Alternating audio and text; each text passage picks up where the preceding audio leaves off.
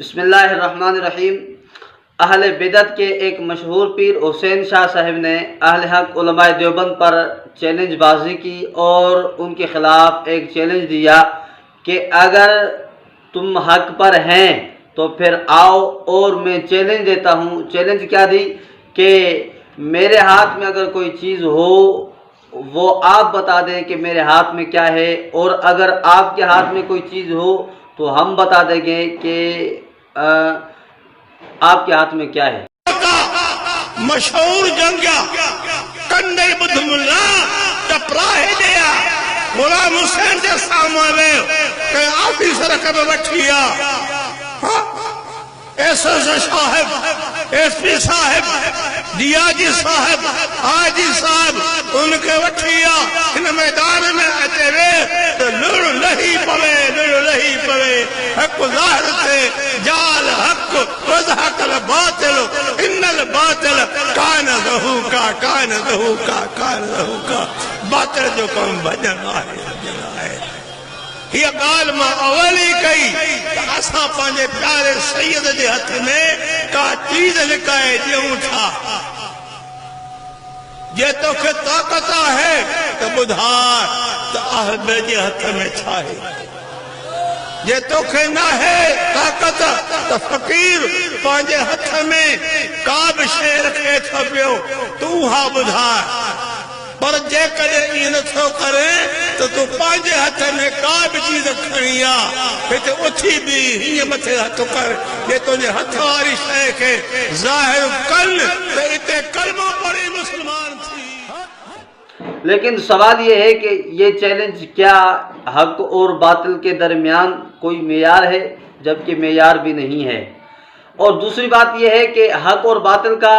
معیار تو یہ ہے کہ سامنے آئے اور گفتگو کرے، دلائل سے کرے، لیکن اہل حق علماء دیوبند کے سامنے اہل باطل کہاں آتے ہیں اور گفتگو کرتے ہیں۔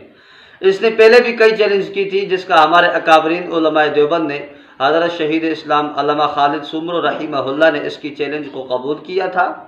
اس نے چیلنج کی تھی کہ جی جو ہے نا میں شام تک میں آپ کے ساتھ ہوں، شام تک کوئی آئے اور میرے بارے میں، یعنی وہ اپنے بارے میں کہہ رہا تھا کہ شام تک تمہارا دیوبندی کوئی مولوی آئے میں بھی آگ میں کودوں گا اور تمہارا مولوی بھی، جو جل جائے وہ ناحق پر ہے، باطل پر ہے، اور جو جل نہ جائے بچ جائے وہ حق پر ہے۔ شہید اسلام چونکہ رحمہ اللہ اسلام آباد تھے، حضرت نے فرمایا کہ شام تک کیوں، میں تو قیامت کی صبح تک آپ کے ساتھ ہوں، لیکن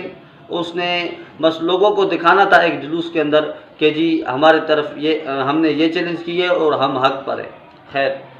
اس کی دوسری ایک چیلنج آئی، ایک ساتھی نے بھیجی، اس میں یہ کہہ رہا ہے کہ اگر آپ کے ہاتھ میں کوئی چیز ہے تو پھر وہ چیز میں بتاؤں گا تو مجھے حق پر مانو، اگر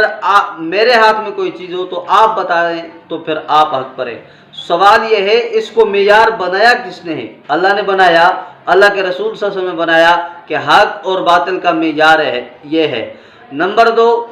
حسین شاہ صاحب، جعلی پیر صاحب، یہ جو آج کل مداری گھومتے پھرتے ہیں، جو کہ منہ سے انڈے نکالتے ہیں اور غیب کی خبریں بتاتے ہیں، کیا اگر یہی معیار حق و باطل کا ہے تو پھر آپ کو چاہیے آپ ان کے ہاتھ پہ جا کے بیعت کر لیں، آپ سے بڑی بڑی وہ خبریں دیتے ہیں۔ تیسرے نمبر پہ میں آپ سے اور ایک سوال کروں گا اور اہم سوال کروں گا، وہ یہ ہے کہ یہ جو طریقہ ہے یہ کس نے دیا؟ یہ طریقہ آپ کے مذہبی رہنما ابو جہل نے دیا، جو کہ پیغمبر کریم علیہ تحیت و تسلیم کے سامنے آیا، اس نے کہا میرے ہاتھ میں کیا چیز ہے وہ مجھے بتا دو، تو آقا کریم صلی اللہ علیہ وسلم نے تو صرف اشارہ فرمایا، پیغمبر علیہ السلام کے اشارہ کرنے کی دیر ہے، اس کی طرف اشارہ فرمایا اور اس نے بولنا شروع کر دیا۔ تو یہ طریقہ کہ یہ ہاتھ میں کیا چیز ہے یہ پوچھنا، یہ کس کا طریقہ؟ یہ تمہارے مذہبی رہنما اور تمہارے مذہبی لیڈر جو کہ ابو جہل ہے ان کا طریقہ ہے۔ تمہیں ابو جہل کا طریقہ مبارک، ہمیں محمدی طریقہ مبارک۔ تمہارا ابو جہل اور تمہیں ابو جہل ہر چیز میں اچھا لگتا ہے، میلاد کے مسئلے پر بھی ابو جہل کو دلیل بناتے ہو، تو تمہیں ابو جہل تمہارا بڑا، تمہارا مذہبی، تمہیں مبارک ہو، ہمیں پیغمبر علیہ السلام مبارک ہو۔ تو امید ہے کہ انشاءاللہ تعالی یہ جو میں نے باتیں کی ہیں اس کا تفصیلی اور مدلل انداز میں جواب دیا جائے گا۔ اور دوسری بات یہ ہے کہ اس نے جو چیلنج دیے کہ جی آئے میرے سامنے، وہ تو انشاءاللہ سامنے آئے گا تو پھر بات کر لیں گے کہ کس طرح یہ گفتگو اور کس طرح یہ چیلنج کی۔ اللہ تعالیٰ سے دعا ہے کہ ان جعلی پیروں سے